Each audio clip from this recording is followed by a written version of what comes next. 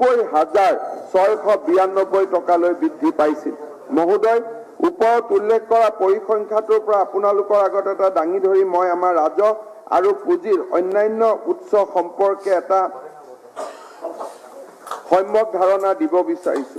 প্ৰথমতে কেন্দ্ৰীয় বাজেটে আমালৈ আগবঢ়োৱা পুঁজি আৰু অনুদান আৰু এই বাজেটৰ ফলাফলসমূহ বিশ্লেষণ কৰিব খোজো। পঞ্চায়তৰ বিত্ত আয়োগৰ চূড়ান্ত প্ৰতিবেদনত 2021-22 বৰ্ষৰ বাবে অসমলৈ কেন্দ্ৰীয় কৰৰ অংশ হিচাপে 20,601 কোটি টকা অনুমোদন জনোৱা হৈছে। এই অনুমোদনতে মাজুলীৰ সীমামূৰীয়া পথ তথা মথাউৰি নিৰ্মাণৰ বাবে 1075 কোটি টকা আৰু কামাখ্যা মন্দিৰৰ সামগ্ৰিক বিকাশৰ বাবে 300 কোটি টকাৰ অনুদান ধাৰ্য কৰা হৈছে। তদুপৰি এই বৰ্ষত মাননীয় কেন্দ্ৰীয় বিত্তমন্ত্ৰীয়ে ৰাজ্যসমূহলৈ প্ৰদান কৰা ৰাজহ ঘাটি অনুদানৰ পৰিমাণ কেন্দ্ৰীয় বাজেটত যথেষ্ট বৃদ্ধি কৰিছে, যাৰ ফলত অসমৰ বিত্তীয় অৱস্থা বহুখিনি উন্নতি হ'ব। মহোদয়, এইসমূহৰ উপৰিও কেন্দ্ৰীয় বাজেটত অসমৰ বাবে বিশেষ গুৰুত্ব প্ৰদান কৰা হৈছে।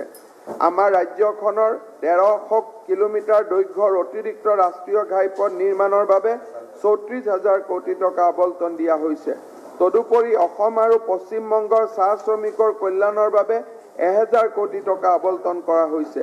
এনে উদাৰ আবণ্টনৰ বাবে মই অসমৰ হৈ মাননীয় প্ৰধানমন্ত্ৰী আৰু মাননীয় কেন্দ্ৰীয় বিত্তমন্ত্ৰীলৈ মোৰ আন্তৰিক কৃতজ্ঞতা জ্ঞাপন কৰিছো। মহোদয়, এই বিষয়টোৰ ওপৰত আলোকপাত কৰিব খোজো যে বিগত 5 বছৰত আমাৰ চৰকাৰে কেন্দ্ৰীয় পৃষ্ঠপোষকতাৰ আঁচনি আৰু বহি সাহায্যপ্ৰাপ্ত প্ৰকল্পৰ অনুদান বৃদ্ধিৰ জৰিয়তে অধিক বৃত্তিৰ সহায়তা বৃদ্ধিৰ প্ৰয়াস কৰি আহিছে।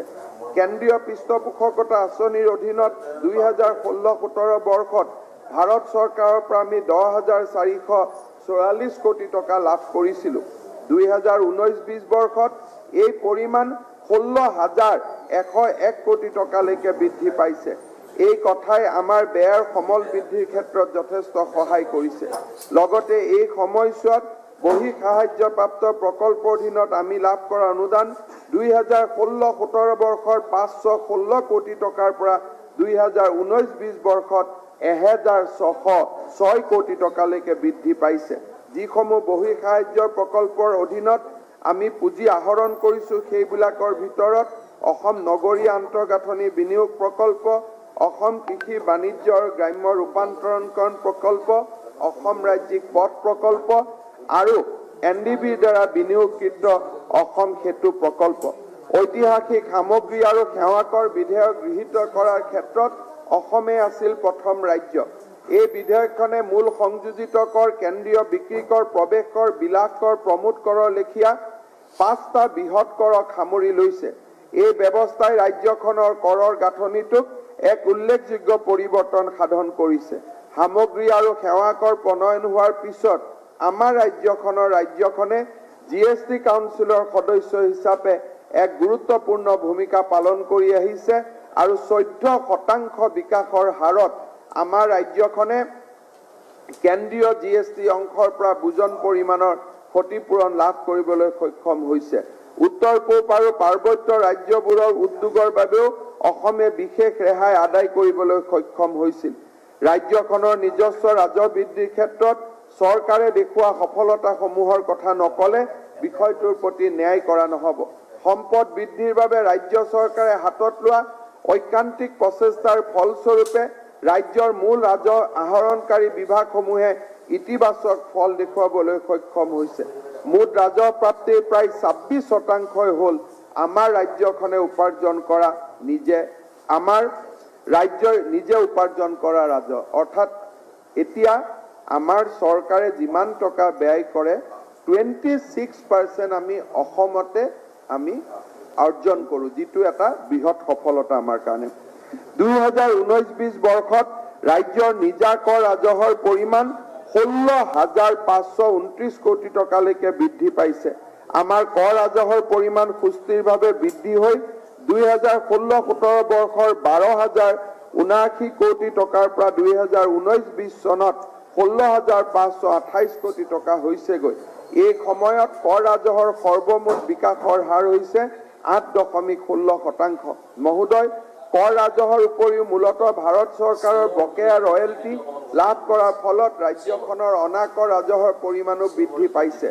মহোদয়, তেল কোম্পানীসমূহৰ পৰা আমাৰ ৰাজ্যই পাবলগীয়া খাৰুৱা তেলৰ বকেয়া ৰয়েলটি সম্পৰ্কতো আমাৰ চৰকাৰে নিৰন্তৰভাৱে সচেষ্ট হৈ থকাৰ ফলত বৰ্তমান 2016-17 বৰ্ষৰ পৰা 19-20 বৰ্ষলৈ আমি প্ৰায় 7,756 কোটি টকা ৰয়েলটি পাবলৈ সক্ষম হলো। এই ক্ষেত্ৰত মই মাননীয় প্ৰধানমন্ত্ৰী মহোদয়ক তেখেতৰ হস্তক্ষেপৰ বাবে পুনৰবাৰ আন্তৰিক ধন্যবাদ জনাইছো। মহোদয়, এতিয়া ৰাজ্যৰ বিত্তীয় পৰিস্থিতি তথা বিত্তমন্ত্ৰী হিচাপে মোৰ কাৰ্যকালত আমাৰ চৰকাৰে হাতত লোৱা পৰিৱেশৰ এটা বিশ্লেষণ কৰিব বিচাৰিছো। ৰাজ্যখনৰ সমষ্টিবাদী অৰ্থনীতিৰ সুস্থিৰতা আৰু চৰকাৰী ব্যয়ৰ জৰিয়তে অৰ্থনৈতিক বিকাশ ত্বৰান্বিত কৰাৰ প্ৰয়োজনীয়তাৰ কথা মনত ৰাখি আমাৰ চৰকাৰে বিত্তীয় সুপৰিকল্পনাৰ দিশত পদক্ষেপ হাতত লৈছে। ইয়াৰ ফলস্বৰূপে আমি বিগত 5 বছৰত বিত্ত আৰু ৰাজহৰ ঘাটি ৰোধ কৰিবলৈ সক্ষম হৈছো।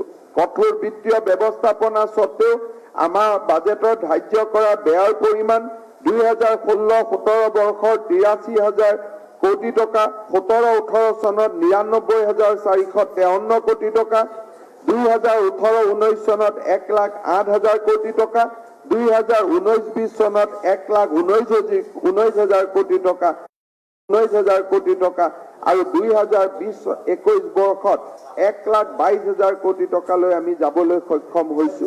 ইয়াৰ ফলত আমাৰ চৰকাৰে 5 বছৰীয়া কাৰ্যকালত সম্বন্ধিত ব্যয় 47.37% বৃদ্ধি হৈছে। ই হৈছে অৰ্থনৈতিক উন্নয়নৰ দিশত আমাৰ চৰকাৰে হাতত লোৱা কাৰ্যকাৰী আৰু কঠোৰ পদক্ষেপৰ ফল। মহোদয়, এই তথ্যবিলাকে ৰাজ্যৰ অৰ্থনৈতিক বিকাশ সুনিশ্চিত কৰাৰ ক্ষেত্ৰত চৰকাৰৰ দায়বদ্ধতাকে প্ৰতিফলিত কৰে। অসমে নিজৰ সম্ভাৱনাক বাস্তৱতালৈ পৰিৱৰ্তন কৰিব লাগিব আৰু নিজকে এখন উন্নত ৰাজ্যৰূপে গঢ়ি তুলিবলৈ দৃঢ় পদক্ষেপ ল'ব লাগিব। এখন সুজলা সুফলা শস্য শ্যামলা অসমৰ কথা কৈ বহু দশক পাৰ কৰা হ'ল, কিন্তু তেনে এখন অসমৰ অনিৰুদ্ধ যাত্ৰাৰ পথ এতিয়াহে আমি দেখিবলৈ পাইছো। মই দৃষ্টি আকৰ্ষণ কৰিব খোজো যে আমাৰ চৰকাৰে কেৱল বাজেটৰ আকাৰ বৰ্ধন কৰিয়ে ক্ষান্ত থকা নাই, বৰঞ্চ সেই বাজেটৰ ৰূপায়ণৰ ওপৰতো গুৰুত্ব দিছে। 2019-20 বৰ্ষত প্ৰস্তাৱিত বাজেটৰ প্ৰায় 68% ৰূপায়ণ হোৱাটো পূৰ্বৰ বৰ্ষবিলাকৰ তুলনাত এক উল্লেখযোগ্য প্ৰাপ্তি আছিল। প্ৰকৃত বাজেট ব্যয়ৰ ক্ষেত্ৰত 2015-16 বৰ্ষৰ 41,931 কোটি টকাৰ বিপৰীতে 2019-20 বৰ্ষত এই ব্যয় প্ৰায় দুগুণ হৈ 81,088 কোটি টকা হয়গৈ। আমাৰ চৰকাৰৰ 4 বছৰীয়া কাৰ্যকালত এই কথা সম্ভৱ হৈছে। অধ্যক্ষ মহোদয়, ৰাজহুৱা পুঁজিৰ ব্যৱহাৰৰ প্ৰমাণপত্ৰ নিশ্চিতকৰণৰ ক্ষেত্ৰত চৰকাৰখনে গুৰুত্বপূৰ্ণ সফলতা লাভ কৰিবলৈ সক্ষম হৈছে। সাম্প্ৰতিক সময়ত পোনপ্ৰথমবাৰৰ বাবে 2016-17 বৰ্ষৰ বিত্তীয় বৰ্ষৰ মুঠ 18,023টা পুঁজি ব্যয়ৰ বিপৰীতে 18,039খন ব্যৱহাৰিক প্ৰমাণপত্ৰ মহাগাণনিকৰ ওচৰত দাখিল কৰা হৈছে। এয়া হ'ল মুঠ পুঁজি ব্যয়ৰ 98.71%। একেধৰণে 2017-18 বিত্তীয় বৰ্ষৰ 2,267টা পুঁজি ব্যয়ৰ বিপৰীতে মহাগাণনিকৰৰ ওচৰত 2,031খন ব্যৱহাৰিক প্ৰমাণপত্ৰ দাখিল কৰা হৈছে, যি মুঠ পুঁজি ব্যয়ৰ 90%। এনে ব্যৱহাৰৰ প্ৰমাণপত্ৰ প্ৰদানৰ ক্ষেত্ৰত চৰকাৰক সক্ৰিয় কৰি তোলাৰ বাবে মই অসমৰ মহাগাণনিকক ধন্যবাদ জনাইছো। মহোদয়, এইখিনিতে এখন্তেক সময় লৈ মই সদনত দৃষ্টি আকৰ্ষণ কৰিব বিচাৰিছো যে বিগত 5 বছৰত বিভিন্ন শিতানত আমি আমাৰ ব্যয় বহুগুণে বৃদ্ধি কৰিছো। এনে ব্যয়ৰ গাঁথনিৰ ক্ষেত্ৰত নাটকীয় পৰিৱৰ্তন আহিছে। মুখ্যমন্ত্ৰী ডাঙৰীয়াৰ সবল নেতৃত্বত আমাৰ চৰকাৰখনে কেৱল ৰাজহ ব্যয় বৃদ্ধিৰ পৰিৱৰ্তে সম্পদ বৃদ্ধি আৰু মূল্য সংযোজনত অধিক গুৰুত্ব আৰোপ কৰি আহিছে। ৰাজ্যখনৰ বিত্তীয় অৱস্থা সম্পৰ্কত 2018-19 বৰ্ষৰ মহাগাণনিকৰ প্ৰতিবেদনত স্পষ্টকৈ কোৱা হৈছে যে 4 বছৰত আমাৰ মূলধনী ব্যয়ৰ পৰিমাণ 2016-17 চনৰ 6,001 কোটি টকাৰ বিপৰীতে দুগুণ বৃদ্ধি হৈ 2019-20 বৰ্ষত 13,501 কোটি টকা হয়গৈ। অধ্যক্ষ মহোদয়, যোৱা 4টা বছৰত বিত্ত বিভাগে সুশাসন, বৰ্ধিত স্বচ্ছতা সহসাধ্য কাৰ্য সম্পাদনৰ অৰ্থে প্ৰণালীবদ্ধভাৱে সংস্কাৰ সাধন কৰিছে। সংহত বিত্তীয় ব্যৱস্থাপনা তথ্য প্ৰণালী আমি প্ৰৱৰ্তন কৰিছো, যাৰ জৰিয়তে অনলাইন বাজেট ব্যৱস্থাপনা, অনলাইন বাজেট বিতৰণ, পুনৰ গ্ৰহণ, পুনৰ বিনিয়োজন, ই-সিলিং ব্যৱস্থাপনা, অনলাইন দৰমহা বিল আৰু ই-বাজেট আদি সকলো এই পদ্ধতিৰ আওতালৈ অনা হৈছে। তদুপৰি ৰাজ্যখনৰ প্ৰশাসনীয় অনুমোদন আৰু বিত্তীয় মঞ্জুৰিৰ ক্ষেত্ৰত সম্পূৰ্ণৰূপে বৈদ্যুতিন অনুমোদনৰ ব্যৱস্থা কাৰ্যকৰী কৰাৰ ক্ষেত্ৰত আমি প্ৰণালীবদ্ধভাৱে কাম কৰি আছো।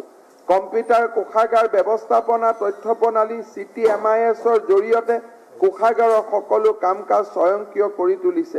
ইয়াৰ জৰিয়তে দৰমহাৰ বিল আৰু অন্যান্য দেয়কসমূহ বিভিন্ন বিভাগৰ মাজত ফাইলৰ আদান প্ৰদান নোহোৱাকৈ অনলাইন প্ৰক্ৰিয়াৰে সমাপ্ত কৰিব পৰা হৈছে। আজি মোৰ কেবিনেটৰ সতীৰ্থসকলে এই কথা নিশ্চিতভাৱে স্বীকাৰ কৰিব যে বাজেট আৰু ব্যয়ৰ প্ৰক্ৰিয়া এতিয়া অধিক সৰল আৰু নিপুণ হৈছে। এই সিলিং ব্যৱস্থাপনা আৰু ব্যয়ক মুকলিকৰণৰ গোটেই প্ৰক্ৰিয়াটো অধিক স্বচ্ছ কৰাৰ সময়মতে সম্পূৰ্ণ কৰাৰ ক্ষেত্ৰত এই পদক্ষেপে আমাক সহায় কৰিছে আৰু প্ৰতি বছৰৰ মাৰ্চ মাহত হোৱা বিত্তীয় কাৰ্যাৱলীৰ হেঁচা কম কৰাত সহায়ক হৈছে। মহোদয়, বিত্ত বিভাগে সাধন কৰা আন এটা প্ৰধান সংস্কাৰ হ'ল ই-গ্ৰাছ। ই হৈছে ৰাজ্যৰ ৰাজকোষত সকলো ধৰণৰ ৰাজহ জমাৰ বাবে এক সমূহীয়া ৰাজহ সংগ্ৰহ পৰ্টেল। নাগৰিক আৰু কৰদাতাসকলে এতিয়াৰ পৰা তেওঁলোকৰ মাচুল, জৰিমনা, অন্যান্য দিবলগীয়া ধন অনলাইন যোগে এই পৰ্টেলৰ জৰিয়তে আদায় দিব পাৰে আৰু ইয়াৰ পৰা তেওঁলোকে এখন ৰচিদ লাভ কৰে। ইজ অফ ডুইং বিজনেছ সুনিশ্চিত কৰাৰ অৰ্থে ই হৈছে এক বৃহৎ সংস্কাৰমূলক পদক্ষেপ, যাতে সাধাৰণ নাগৰিক আৰু কৰদাতাসকলে ধন প্ৰদানৰ বাবে দীঘলীয়া শাৰীত থিয় হৈ থাকিব নালাগে। মহোদয়, চৰকাৰখনে ৰাইজক অধিক কাষ চপাই নিয়াটো আমাৰ এক সপোন আছিল। এই দৰ্শনৰ কথা মনত ৰাখি নাগৰিকসকলৰ সুবিধা অধিক বৃদ্ধি কৰাৰ উদ্দেশ্যে 21টা নতুন উপকোষাগাৰ মুকলি কৰাৰ লগতে কাৰ্যক্ষম কৰি তোলা হৈছে। অধ্যক্ষ মহোদয়, মাননীয় মুখ্যমন্ত্ৰী সৰ্বানন্দ সোণোৱাল ডাঙৰীয়াৰ দুৰ্নীতিমুক্ত অসমৰ সপোন বাস্তৱায়িত কৰাৰ লক্ষ্যৰে আমাৰ চৰকাৰে ৰাজহুৱা ক্ৰয় আইন 2017 শীৰ্ষক আইন আৰু ইয়াৰ নিয়মাৱলী প্ৰণয়ন কৰি উলিয়াইছে, যাৰ উদ্দেশ্য হ'ল ৰাজহুৱা কৰ প্ৰক্ৰিয়াৰ সম্পূৰ্ণ স্বচ্ছতা, ক্ষীপ্ৰতা আৰু দক্ষতা সুনিশ্চিত কৰা। এই আইনখন ৰূপায়ণৰ বাবে যাৱতীয় বিধিসমূহো যোৱা বছৰ ছেপ্টেম্বৰত অধিসূচিত কৰা হৈছে। মহোদয়, এয়া নিশ্চয়কৈ আমাৰ আটাইৰে বাবে গৌৰৱৰ বিষয় যে ৰাজহুৱা ক্ৰয়ৰ বাবে এনেধৰণৰ উৎসৰ্গিত ক্ৰয় আইন আৰু নিয়মাৱলী গ্ৰহণ কৰা অসম হৈছে দেশৰ চতুৰ্থখন ৰাজ্য। এই ক্ষেত্ৰত অসমে অন্যতম পথ প্ৰদৰ্শনকাৰী ৰাজ্য হিচাপে চিহ্নিত হৈছে।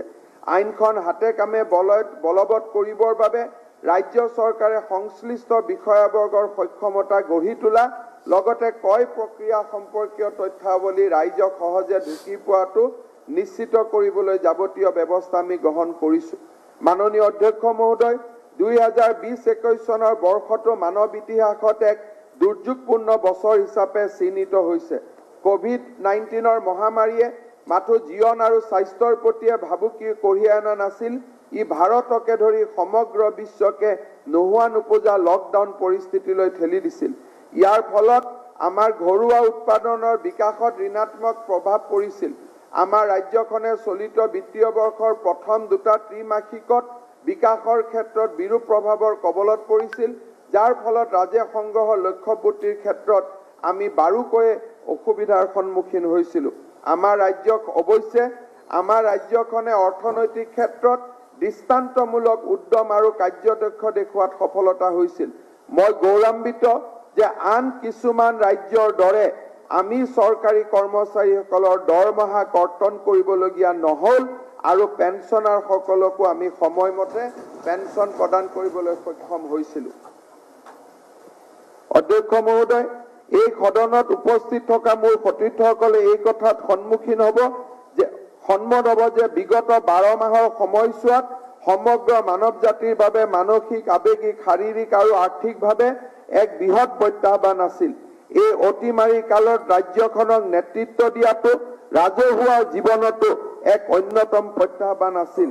এই সংকট কালৰ পৰা পৰিত্ৰাণ পাবলৈ চৰকাৰে 3টা T test trace and treat গঠিত এক ত্ৰিকোণীয়া ৰণকৌশলৰ হাতত লৈছিল। এই সময়ছোৱাত আমি ICU ভেন্টিলেশ্যনৰ সুবিধাকে ধৰি আন্তঃগাঁথনি নিৰ্মাণ, সন্মুখৰ যোদ্ধাসকলৰ দক্ষতা বৃদ্ধি, COVID-19 লগত জড়িত প্ৰটোকল, সৰ্বোৎকৃষ্ট ব্যৱস্থাৱলী গ্ৰহণ কৰা আৰু ক্ষেত্ৰীয় পৰ্যায়ত উৎসাহ উদ্দীপনা যোগোৱাৰ ক্ষেত্ৰত নিৰবিচ্ছিন্নভাৱে গুৰুত্ব আৰোপ কৰিছিলোঁ। কোভিড মহামাৰীৰ বিৰুদ্ধে আমি লাভ কৰা সফলতাৰ ক্ষেত্ৰত অক্লান্তভাৱে কাম কৰা লোকসকলৰ বাবে মই গৌৰৱান্বিত। কোভিডৰ বিৰুদ্ধে যথোপযুক্ত সাৱধানতা লোৱাৰ বাবে সমূহীয়া সজাগতা সৃষ্টিৰ ক্ষেত্ৰত গুৰুত্বপূৰ্ণ ভূমিকা লৈ আমাৰ লগতে ঐক্যবদ্ধভাৱে কাম কৰা অসমৰ জনসাধাৰণক মই এই সুযোগতে ধন্যবাদ গ্ৰহণ কৰিছিলোঁ। মহোদয়, ৰাজহুৱা জীৱনত সম্ভৱতঃ এয়া মোৰ সৰ্বোচ্চ সন্তুষ্টি। এই চেগতে মই চিকিৎসক, পেৰামেডিকেল কৰ্মী, নাৰ্ছ, এনফৰ্চমেণ্ট বিভাগ, জিলা প্ৰশাসন, স্বাস্থ্য বিভাগ, NHM-ৰ কৰ্মীসকলক ধন্যবাদ জ্ঞাপন কৰিলোঁ। জীৱন ৰক্ষাৰ ক্ষেত্ৰত চিকিৎসক আৰু নাৰ্ছসকলৰ ভূমিকা নিশ্চয় অত্যন্ত গুৰুত্বপূৰ্ণ, কিন্তু একে সময়তে চিকিৎসা সেৱাৰ সা সুবিধাসমূহ সচল কৰি ৰখাটো সুনিশ্চিত কৰাৰ ক্ষেত্ৰত আন স্বাস্থ্যকৰ্মীসকলে আগবঢ়াই অহা সেৱা কোনো গুণে কম নহয়। এওঁলোক হ'ল সঁচা অৰ্থত নেপথ্যৰ নায়ক। মই এই কথা উল্লেখ কৰিছোঁ, COVID-19 মহামাৰীৰ তীব্ৰতা সৰ্বাধিক হোৱাৰ কালছোৱাত অতিৰিক্তভাৱে অধিক সংখ্যক laboratory technician, data entry operator, cleaner, ward boy আৰু ৱাৰ্ড গাৰ্লৰ প্ৰয়োজনীয়তা উদ্ভৱ হৈছিল। এই প্ৰয়োজনীয়তা পূৰণৰ অৰ্থে অস্থায়ী কৰ্মী নিযুক্তিৰ বাবে আমি জনোৱা আহ্বানক অনেকে সঁহাৰি জনাইছিল। এই তমসাচ্ছন্ন কালছোৱাত তেওঁলোকৰ আটাই আগবঢ়োৱা নিষ্ঠাপূৰ্ণ সেৱাৰ বাবে অসমৰ ৰাইজ তেওঁলোকৰ বাবে গভীৰভাৱে কৃতজ্ঞ। তেওঁলোকৰ এনে একনিষ্ঠ সেৱাৰ ফলত COVID-19 আৰোগ্যৰ ক্ষেত্ৰত আমি 98.73% এক উচ্চ হাৰ আৰু মৃত্যুৰ ক্ষেত্ৰত 0.50% সৰ্বনিম্ন হাৰ লক্ষ্য কৰাত আৰম্ভণিৰ প্ৰায় সফল হৈছিলোঁ আৰু ইয়াৰ বাবে আমাৰ ৰাজ্যখনে ৰাষ্ট্ৰীয় আৰু আন্তঃৰাষ্ট্ৰীয় ক্ষেত্ৰত বহুলভাৱে সমাদৃত হৈছিল। মহোদয়, অলপতে কৰা শিৱসাগৰ ভ্ৰমণৰ সময়ছোৱাত আমাৰ প্ৰধানমন্ত্ৰী ডাঙৰীয়ায়ো কোভিড প্ৰতিৰোধৰ ক্ষেত্ৰত দেখুওৱা সফলতাৰ বাবে ৰাজ্যখনক ভূয়সী প্ৰশংসা কৰে। এই প্ৰসংগত মই উল্লেখ কৰিব খোজো যে COVID-19 বিৰুদ্ধে হোৱা যুঁজখনৰ বাবে স্বাস্থ্য আৰু পৰিয়াল কল্যাণ মন্ত্ৰালয়ে আমি 2019-20 চনত 72 কোটি টকা অনুদান লাভ কৰিছোঁ। ইয়াৰ উপৰিও COVID-19 ব্যৱস্থাপনাৰ উদ্দেশ্যে 2020-21 বাবে আমি অলপতে 182 কোটি টকা লাভ কৰিছোঁ। তদুপৰি আমাৰ কোভিড যুদ্ধৰ সন্মুখৰ সেনানীসকলক প্ৰথম পৰ্যায়ৰ টীকাকৰণৰ বাবে ভাৰত চৰকাৰে 2.46 কোটি টকাৰ অনুদান প্ৰদান কৰিছে। এই ক্ষেত্ৰত আগবঢ়োৱাৰ বাবে মই ভাৰত চৰকাৰৰ প্ৰতি কৃতজ্ঞতা জ্ঞাপন কৰিছোঁ। তদুপৰি COVID-19 ব্যৱস্থাপনাত আমি উত্তৰ পূৰ্বাঞ্চল উন্নয়ন মন্ত্ৰালয় আৰু GIZ ইণ্ডিয়াৰ পৰা 4.91 কোটি টকা আৰু 834 কোটি টকা লাভ কৰিছোঁ। অধ্যক্ষ মহোদয়, এই পবিত্ৰ সদনক মই জনাব খোজো যে COVID-19 মহামাৰী প্ৰতিৰোধ আৰু ব্যৱস্থাপনাৰ বাবে স্বাস্থ্য বিভাগলৈ আবণ্টন দিয়া 6,126 কোটি টকাৰ সাধাৰণ বাজেটলৈ আমাৰ চৰকাৰে অতিৰিক্তভাৱে 760 কোটি টকা আবণ্টন দিছিল। অধ্যক্ষ মহোদয়, অৰ্থাৎ মই এইটো কথা বুজাব খুজিছোঁ যে কোভিড মহামাৰীৰ ক্ষেত্ৰত বহুতে কয় ৱৰ্ল্ড বেংক আদিৰ পৰা আমি টকা পাওঁ, কিবা পাওঁ, বিভিন্ন কথা প্ৰচাৰ চলিছিল। আমি কৈছোঁ যে 72 কোটি টকা আমাক 19-20ত কেন্দ্ৰ চৰকাৰে দিছিল, 20-21ত 182 কোটি টকা দিছে। ডোনাৰ আৰু GIZ ইণ্ডিয়াৰ পৰা 4.99 কোটি টকা আৰু 836 কোটি টকা আৰু আমাৰ ৰাজ্যৰ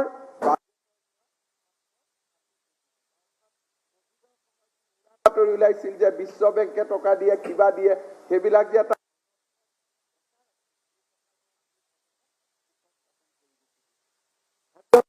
কোভিডৰ কালছোৱা আছিল এছোৱা জটিল সময়। সংক্ৰমিত লোকৰ সংখ্যা প্ৰতিদিনে দ্ৰুতভাৱে বৃদ্ধি পাইছিল। এই পৰিস্থিতিৰ বিৰুদ্ধে যুঁজিবলৈ আমাৰ সম্পদৰ পৰিমাণ আছিল তাকৰীয়া। এনে এক জটিল সময়ত আমাৰ কাষত দৃঢ়তাৰে থিয় দিছিল অসমৰ নাগৰিকসকল। তেওঁলোকে আমাক কেৱল নৈতিক সমৰ্থন আগবঢ়োৱাই নহয়, তাৰ লগতে নিচেই কম সময়ৰ ভিতৰতে অসম আৰোগ্য নিধিলৈ মুঠ 116.89 কোটি টকাৰ বৰঙণি উদাৰ হস্তে আগবঢ়াইছিল। এই সংকটৰ সময়ত আমালৈ দান বৰঙণি যোগোৱা সকলো সন্মানীয় দাতালৈ মোৰ আন্তৰিক কৃতজ্ঞতা জ্ঞাপন কৰিছোঁ। একে সময়তে পবিত্ৰ সদনক আৰু অসমৰ ৰাইজক মই জনাব বিচাৰিছোঁ যে ঈশ্বৰৰ কৃপাত আমি এতিয়ালৈকে এই পুঁজিৰ পৰা এটকাও খৰচ কৰিবলগীয়া হোৱা নাই। এই সমগ্ৰ পুঁজি আমাৰ হাতত সংৰক্ষিত হৈ আছে। ভৱিষ্যতৰ সময়ছোৱাত কোভিডৰ বিৰুদ্ধে যুঁজ দিবলৈ এই পুঁজি আমি সৰ্বান্তিক সম্ভৱপৰ সতৰ্কতাৰে ব্যৱহাৰ কৰিম।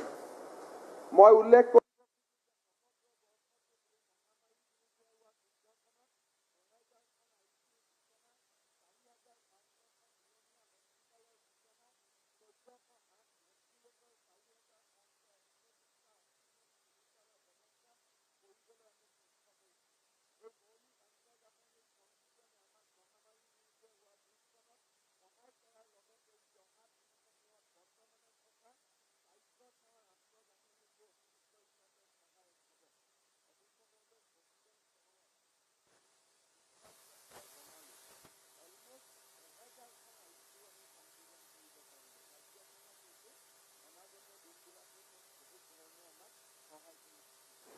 মহোদয়, বিগত 5 বছৰত মাননীয় মুখ্যমন্ত্ৰী সৰ্বানন্দ সোণোৱালৰ নেতৃত্বত আমি সৰ্বান্তক ৰূপান্তৰ আৰু বিকাশৰ সপোন দেখিছিলোঁ আৰু আকাংক্ষা পোষণ কৰিছিলোঁ। ইয়াৰ ফলশ্ৰুতিতে আমি আমাৰ ৰাজ্যখনৰ সৰ্বান্তক পৰিৱৰ্তনৰ লক্ষ্য হিচাপে বিভিন্ন ধ্বজাবাহী আঁচনি ৰূপায়ণ কৰিবলৈ আমি আৰম্ভ কৰিছিলোঁ। এই আঁচনিবিলাকক অষ্টাদশ মুকুতাৰ উন্নয়নী মালা হিচাপে আমি নামাকৰণ কৰিছিলোঁ। ভক্তিতত্ত্ব নিৰূপক মহাগ্ৰন্থ মহাভাগৱত শ্ৰীমদ ভাগৱত গীতাৰ 18টা অধ্যায়ৰ 18 সংখ্যাৰ দ্বাৰা অনুপ্ৰাণিত হৈ প্ৰত্যেক বৰ্ষতে আমি 18খনকৈ ধ্বজাবাহী আঁচনি প্ৰৱৰ্তন কৰিছিলোঁ। সকলোকে সামৰি গ্ৰহণ কৰা উচ্চবিলাসী আঁচনিসমূহ ফলপ্ৰসূ কৰি তোলাৰ অংগীকাৰ আমি প্ৰতি বছৰে ৰক্ষা কৰি আহিছোঁ আৰু এই ধ্বজাবাহী আঁচনিসমূহ গতিশীল সৰ্বান্তক আৰু অসমৰ সৰ্বাংগীন বিকাশৰ লক্ষ্যত উপনীত হোৱাটো আমি সুনিশ্চিত কৰিছোঁ। মহিলা সবলীকৰণ। অধ্যক্ষ মহোদয়, আমাৰ সংবিধানৰ জনক বাবা চাহেব আম্বেদকাৰে কৈছিল, মই মহিলাসকলে সাধন কৰা প্ৰগতিৰ জোখেৰে এখন সমাজৰ প্ৰগতি নিৰ্ধাৰণ কৰোঁ। যিখন সমাজে ইয়াৰ জনসংখ্যাৰ 50% সবলী কৰিব নোৱাৰে, সেইখন সমাজ সৰ্বান্তক অথবা প্ৰগতিশীল উন্নয়নৰ কথা ভাবিব নোৱাৰে। এই ধৰণে আমাৰ ৰাজ্যখনৰ উন্নয়নৰ যাত্ৰাত মহিলাসকলৰ গুৰুত্বপূৰ্ণ ভূমিকা নিশ্চিত কৰিবলৈ আমাৰ চৰকাৰে দৃঢ় পদক্ষেপ গ্ৰহণ কৰিছে। এই কথা মনত ৰাখি অষ্টাদশ মুকুতাৰ উন্নয়নী মালাৰ কেতবোৰ উল্লেখযোগ্য আঁচনি আৰম্ভ কৰা হৈছে। অৰুণোদয়। মাননীয় অধ্যক্ষ মহোদয়, মোৰ পূৰ্বৱৰ্তী বাজেটত মই অৱগত কৰিছিলোঁ যে আমাৰ শত সহস্ৰ লোকক দৰিদ্ৰতাৰ পৰা উত্তৰণ ঘটোৱা আটাইতকৈ ফলপ্ৰসূ উপায় হৈছে সেইসকল লোকলৈ এককালীনভাৱে পৰ্যাপ্তভাৱে ধন হস্তান্তৰ কৰা। আমাৰ মাতৃ আৰু ভগ্নীসকললৈ, বিশেষকৈ আমাৰ সমাজৰ আৰ্থিকভাৱে দুৰ্বল লোকৰ সহায়ৰ উদ্দেশ্যে আমাৰ চৰকাৰে যোৱা বাজেটত অভিলাষী অৰুণোদয় আঁচনি আৰম্ভ কৰিছিল। এই আঁচনিৰ প্ৰত্যক্ষ হস্তান্তৰ DBT মাধ্যম গ্ৰহণ কৰা হৈছে। অধ্যক্ষ মহোদয়, অৰুণ উদয় অৰ্থাৎ উদিত সূৰ্যই প্ৰকৃততে এই মহিলাসকলৰ প্ৰতীকী ৰূপত আশা ৰেঙনি কঢ়িয়াই আনিছে। এই পৰ্যায়ত বেংকৰ সহযোগিতাত 17,25,590 গৰাকীৰো অধিক হিতাধিকাৰীৰ বেংক একাউণ্টত এই জমা কৰা হৈছে। অধ্যক্ষ মহোদয়, BTAD অঞ্চলত এই নিৰ্বাচনৰ প্ৰক্ৰিয়া চলি আছে। তাত সম্পূৰ্ণ হোৱাৰ লগে লগে এই আঁচনিৰ হিতাধিকাৰীয়ে 20 লাখত গৈ ভৰি দিবগৈ। আমি আহি থকা দিনবিলাকত এই আঁচনিৰ অধীনত মাহিলী প্ৰদান কৰি অহা ধনৰ পৰিমাণ 3,000 টকালৈ বৃদ্ধি কৰিবলৈ প্ৰস্তাৱ লৈছোঁ। অৱশ্যে এদিনতে এই লক্ষ্যত উপনীত হ'ব পৰা নাযাব। ইয়াৰ বাবে পৰ্যায়ক্ৰমে সতৰ্কতামূলক পৰিকল্পনা ৰূপায়ণ প্ৰয়োজন হ'ব। অৰ্থাৎ অধ্যক্ষ মহোদয়, অৰুণোদয়ৰ আমাৰ লক্ষ্য হ'ল প্ৰতি মাহে 3,000 টকা। লাহে লাহে আমি সেই পৰ্যায়লৈকে গৈ থাকিম। অৰুন্ধতী স্বৰ্ণ আঁচনি মহোদয়, অৰুন্ধতী হল আকাশৰ এক উজ্জ্বল নক্ষত্ৰ। এই অৰুন্ধতী নামৰ অভিলাষী আঁচনিখন উজ্বলাই তোলাৰ ক্ষেত্ৰত বৰঙণি আগবঢ়োৱা লোকসকলক এই আঁচনিখনৰ অৰ্থনৈতিক ন্যায্যতা মই পুনৰ ব্যাখ্যা কৰিব খুজিছো। যেতিয়া এগৰাকী কন্যাই বিবাহ পাশত আবদ্ধ হয়, উজ্জ্বল ভৱিষ্যতৰ বাবে তেওঁৰ এটা সপোন থাকে, বহু আকাংক্ষা থাকে। এটা নতুন জীৱন যাপন আৰম্ভ কৰিবলৈ যাওঁতে পিতৃ মাতৃৰো আশীৰ্বাদ থাকে। আমাৰ চৰকাৰে অৰুন্ধতীৰ স্বৰ্ণ আঁচনিখন আৰম্ভ কৰিছে। এই আঁচনিখনৰ হাতত লোৱাৰ কাৰণ হৈছে আমাৰ ৰাজ্যখনত অৰ্থনৈতিকভাৱে অনগ্ৰসৰ পৰিয়ালৰ কন্যাগৰাকীকে আদি কৰি সকলো ছোৱালীয়ে তেওঁলোকৰ নতুন জীৱন যাত্ৰাত নিজৰ সুখ স্বাচ্ছন্দ্যৰে অতিবাহিত কৰিব বিচাৰে। এই আঁচনিত 5 লাখতকৈ তলৰ বাৰ্ষিক উপাৰ্জনক্ষম পৰিয়ালৰ বিবাহ পাশত আবদ্ধ হোৱা কন্যা হিতাধিকাৰীক 1 তোলা সোণৰ পৰিৱৰ্তে 40,000 টকা প্ৰত্যক্ষভাৱে হস্তান্তৰ কৰা হয়।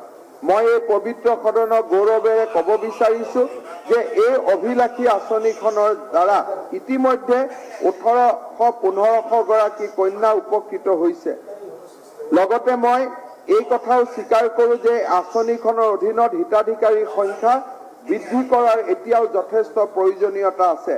আহি থকা দিনবিলাকত ৰাজহ বিভাগে এই আঁচনিখন সম্পৰ্কে গণ সজাগতা সৃষ্টিৰ বাবে প্ৰয়োজনীয়তা পদক্ষেপ গ্ৰহণ কৰিব, যাতে নতুনকৈ বিবাহ পাশত আবদ্ধ হোৱা অধিক সংখ্যক ছোৱালীয়ে এই আঁচনিৰ সুবিধা লাভ কৰিব পাৰে।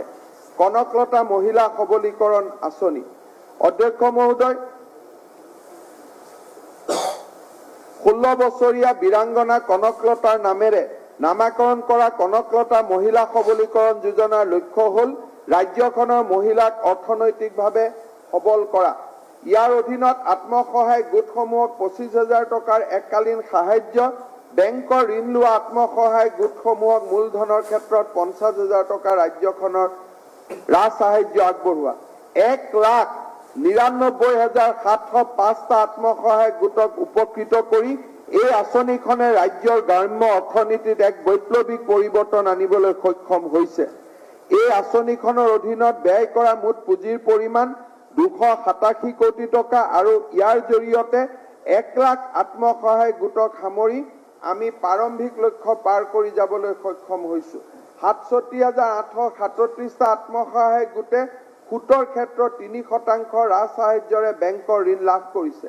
আন্তঃগাঁথনি উন্নয়ন মহোদয়, আন্তঃগাঁথনি হৈছে উন্নয়নৰ প্ৰথম চৰ্ত। অৰ্থনৈতিক ৰূপান্তৰৰ লগতে দেশৰ ঊৰ্ধ্বগামী আৰ্থিক বিকাশৰ ক্ষেত্ৰত ই অপৰিহাৰ্য। বিগত 4.5 বছৰত আমি ৰাজহৰ ওপৰত গুৰুত্ব কমাই মূলধনী ব্যয় অধিক কৰাৰ বাবে অবিৰতভাৱে গুৰুত্ব আৰোপ কৰিছিলো। 2016-17 বৰ্ষৰ 6,001 কোটি টকাৰ পৰা 2019-20 চনত বাৰ্ষিক মূলধনী ব্যয় 13,501 কোটি টকালৈকে বৃদ্ধি হৈছে। এই ধ্বজাবাহী আঁচনি অষ্টাদশ মুকুতাৰ উন্নয়নীমালাৰ অধীনত লোৱা বিভিন্ন আঁচনিয়ে এই সফলতাৰ মূল কাৰণ। অসম দৰ্শন কবি মিত্ৰদেৱ মহন্তই তেখেতৰ স্মৰণীয় কবিতাত আমাৰ ৰাজ্যখনক গুণানুকীৰ্তন কৰিছে এইদৰে: চিৰ চেনেহী মোৰ ভাষাজনী, আই ধন্যে পুণ্যে হিত পাবনি, প্ৰকৃতি পৰশে ৰখে অমল কমল, চঞ্চল হৃদি জলে ঢালে পৰিমল। অতুলনীয় প্ৰাকৃতিক সৌন্দৰ্যৰে অসম সঁচাকৈয়ে এক স্বৰ্গভূমি। পৰ্যটনৰ সৰ্বাৱনীয় সঠিক দিশসমূহ আগুৱাই নিব পাৰিলে এই ক্ষেত্ৰত আমাৰ ৰাজ্যখন দেশৰ ভিতৰত এক লেখত ল'বলগীয়া স্থান লাভ কৰিবলৈ সক্ষম হ'ব। অসমক এক আকৰ্ষণীয় পৰ্যটনস্থলীলৈ ৰূপান্তৰ কৰাৰ উদ্দেশ্যে আমি অসম দৰ্শন আঁচনিখন আৰম্ভ কৰিছিলো। এই আঁচনিৰ মূল স্তম্ভসমূহ হ'ল দেৱালয়লৈ বাৰ্ষিক অনুদান, ধৰ্মীয় প্ৰাকৃতিক ঐতিহাসিক স্থানসমূহৰ মূল আন্তঃগাঁথনি উন্নীতকৰণ আৰু এই স্থানসমূহলৈ যোৱাৰ যোগাযোগ ব্যৱস্থা উন্নতিকৰণ। এই আঁচনিৰ অধীনত সত্ৰ, নামঘৰ, মছজিদ, গীৰ্জা, গুৰুদ্বাৰক সামৰি 915টা ধৰ্মীয় অনুষ্ঠানলৈ তীৰ্থযাত্ৰীসকলৰ সা সুবিধা আৰু আন্তঃগাঁথনি উন্নীতকৰণৰ বাবে প্ৰথম কিস্তিত আমি 10 লাখ টকা আগবঢ়াইছো। অধ্যক্ষ মহোদয়, বিভিন্ন জাতি উপজাতিক ঐক্যবদ্ধ কৰিবৰ বাবে অসমৰ ধৰ্মগুৰু মহাপুৰুষ শ্ৰীমন্ত শংকৰদেৱে নামঘৰসমূহ স্থাপন কৰিছিল। যুগ যুগ ধৰি বৃহত্তৰ অসমীয়া সমাজক উজ্জীৱিত কৰি সংঘবদ্ধ কৰি ৰখাৰ ৰখাৰ ক্ষেত্ৰত আমাৰ নামঘৰসমূহৰ ভূমিকা অপৰিসীম। মই জনাবলৈ পাই সুখী হৈছো যে এতিয়ালৈকে 8,756টা নামঘৰলৈ আন্তঃগাঁথনি আৰু সা সুবিধা উন্নয়নৰ বাবে আমি 218 কোটি টকা আগবঢ়াইছো। তদুপৰি এই নামঘৰসমূহৰ যাতায়াত ব্যৱস্থাৰ উন্নয়নৰ বাবে 128 কিলোমিটাৰ ৰাস্তা নিৰ্মাণৰ কাম আমি সম্পূৰ্ণ কৰিছো। মই জনাবলৈ পাই গৌৰৱ অনুভৱ কৰিছো যে পূৰ্বৰ বাজেটত দিয়া প্ৰতিশ্ৰুতি অনুসৰি 2020 চনৰ ডিচেম্বৰ মাহত ভাৰতৰ মাননীয় গৃহমন্ত্ৰী ডাঙৰীয়াই 188 কোটি টকা ব্যয় সাপেক্ষে বটদ্ৰৱা থান উন্নয়ন প্ৰকল্পৰো শুভাৰম্ভ কৰে। ৰাজ্যখনৰ প্ৰত্যেকটো নামঘৰ অসম দৰ্শন আঁচনিৰ অন্তৰ্ভুক্ত কৰাৰ বাবে অনাগত দিনত অসম দৰ্শন আঁচনিখন সম্প্ৰসাৰণ কৰিবলৈ আমি সিদ্ধান্ত কৰিছো। আমাৰ জনজাতি সম্প্ৰদায়সমূহৰ থলুৱা সংস্কৃতি আৰু পৰম্পৰাসমূহ সুৰক্ষিত কৰাৰ উদ্দেশ্যে তেওঁলোকৰ আধ্যাত্মিক স্থানসমূহৰ উন্নীত কৰাৰ প্ৰয়োজন আছে বুলি আমি বিবেচনা কৰোঁ। অধ্যক্ষ মহোদয়, মাননীয় প্ৰধানমন্ত্ৰী নৰেন্দ্ৰ মোদী ডাঙৰীয়াই 7 ফেব্ৰুৱাৰী 2021 ঢেকিয়াজুলিত শুভাৰম্ভ কৰা অসম মালা ৰাজ্যখনৰ উন্নয়নৰ ক্ষেত্ৰত মাইলৰ খুঁটি হিচাপে চিহ্নিত হৈছে। এই আঁচনিৰ দ্বাৰা অধ্যক্ষ মহোদয় আমাৰ ৰাজ্যখনে 890 কিলোমিটাৰ পথ নিৰ্মাণৰ বাবে হাতত ল'ব আৰু ইয়াৰে বিত্তীয় ব্যয় হ'ব 8,210 কোটি টকা। প্ৰথম পৰ্যায়ত ইতিমধ্যে আমি 343 কিলোমিটাৰ পথ নিৰ্মাণত মঞ্জুৰি দিছো, যাৰ ভিতৰত প্ৰায় 150 কোটি টকা ব্যয়েৰে 26 কিলোমিটাৰ পথ নিৰ্মাণৰ কাম ইতিমধ্যে সম্পূৰ্ণ হৈ উঠিছে আৰু প্ৰায় 55 কিলোমিটাৰ পথ নিৰ্মাণৰ কাম ইতিমধ্যে আৰম্ভ হৈছে। পবিত্ৰ সদনক মই জনাবলৈ পাই অত্যন্ত আনন্দিত যে অসম মালা আঁচনিক সহায় কৰিবলৈ Assam secondary road network improvement project আৰু Assam road network improvement project নামে আমি দুটা এক্সটাৰ্নেল এডেড প্ৰজেক্টটো লাভ কৰিবলৈ সক্ষম হৈছো। অৰ্থাৎ অসম মালাত যিমানবোৰ ৰাস্তা আমি বাজেটত ঘোষণা কৰিছিলো প্ৰত্যেকটো ৰাস্তাই নিৰ্মাণ এতিয়া সম্ভৱ হৈ উঠিব। উত্তৰণ আঁচনি সকলো সদস্যক এই কথা শলাগ ল'ব লাগিব যে ৰাইজৰ আশা আকাংক্ষা পূৰণ কৰাৰ অৰ্থে জনপ্ৰতিনিধিসকলক তেওঁলোকৰ সমষ্টিৰ সৈতে অধিক কাষ চপাই নিয়াৰ ক্ষেত্ৰত 2018-19 বিত্তীয় বৰ্ষৰ পৰা উত্তৰণ আঁচনিখনে এক গুৰুত্বপূৰ্ণ ভূমিকা গ্ৰহণ কৰিছে। এই আঁচনিখনৰ অধীনত সমগ্ৰ ৰাজ্যৰ 124টা সিগনেচাৰ প্ৰকল্পৰ কাম আৰম্ভ কৰা হৈছে। ইয়াৰে চিডলি, ওদালগুৰি, জাগিৰোড, ধিং, নগাঁও আৰু ডিব্ৰুগড় বিধানসভা সমষ্টিৰ 6টা প্ৰকল্পৰ কাম ইতিমধ্যে সম্পূৰ্ণ হৈছে আৰু বাকী প্ৰকল্পৰ কাম দ্ৰুতগতিত চলি আছে। অধ্যক্ষ মহোদয়, আমি 1000 কাঠৰ দলং পকী কৰিম বুলি প্ৰতিশ্ৰুতি দিছিলো। আমি 870খন দলঙৰ নিৰ্মাণৰ কাম ক্ষিপ্ৰতাৰে চলাইবৰ বাবে সক্ষম হৈছো। অধ্যক্ষ মহোদয়, অসমৰ নগৰসমূহৰ উন্নয়নৰ বাবে আমি CIDF আঁচনিৰ কাম হাতত লৈছিলো। মই সদনক জনাবলৈ পাই অত্যন্ত আনন্দিত যে আজিৰ দিনত এই আঁচনিৰ অধীনত 775 কোটি টকাৰে 187টা প্ৰকল্পৰ ইতিমধ্যে প্ৰশাসনিক অনুমোদন দিয়া হৈছে। আজি আমাৰ যোৰহাট, ডিব্ৰুগড়, নগাঁও, ডিফু, হাফলং এই গোটেই চহৰবিলাকে এটা নতুন ৰূপ পোৱাৰ ক্ষেত্ৰত আগবাঢ়িছে। শিলচৰ তাৰ গোটেই মূল হৈছে এই CIDF আঁচনি আৰু এই CIDF আঁচনি আমি আগলৈকেও চলাই যাম যাতে নগৰসমূহে উন্নয়নৰ পথত আগবাঢ়ি যাব পাৰে। চাহ জনজাতি কল্যাণ অধ্যক্ষ মহোদয়, আমাৰ মাজত এনে কোন আছে যিয়ে অসমৰ চাহ বাগান তথা চাহপাতৰ সুবাসৰ দ্বাৰা মোহিত হোৱা নাই। অসমৰ পৰা ৰপ্তানি কৰা চাহ হৈছে বৈদেশিক বিনিময় মুদ্ৰা উপাৰ্জনৰ ক্ষেত্ৰত এক প্ৰধান আহিলা আৰু ই হৈছে পূৰ্বৰ পৰা আমাৰ ৰাজ্যখনৰ অৰ্থনৈতিক মেৰুদণ্ড। অসমত প্ৰায় 60 লাখ চাহ শ্ৰমিক লোক বাস কৰে। তাহানিৰ পৰা এই সম্প্ৰদায়ৰ লোক হৈছে অসমৰ জাতীয় জীৱনৰ এৰাব নোৱাৰা অংগ। জাতিৰ পিতা মহামানৱ মহাত্মা গান্ধীয়ে আধুনিক ভাৰতৰ সৌধ হিচাপে সৰ্বোদয় বা সকলোৰে উত্থানৰ ধাৰণাটো দাঙি ধৰিছিল। পণ্ডিত দীনদয়াল উপাধ্যায়ে অন্তোদয়া নীতিৰ ক্ষেত্ৰত গুৰুত্ব আৰোপ কৰিছিল। ইয়াৰ আক্ষৰিক অৰ্থ হৈছে শেষগৰাকী লোকৰ উন্নতি। দীনদয়াল উপাধ্যায়ে আৰু কৈছিল যে অৰ্থনৈতিক পৰিকল্পনা আৰু বিকাশৰ অৰ্থনৈতিকভাৱে সবল লোকসকলক লৈ জুখিব নোৱাৰি, বৰং অৰ্থনৈতিকভাৱে দুৰ্বল লোকসকলক লৈহে এই কাম কৰিব পাৰি।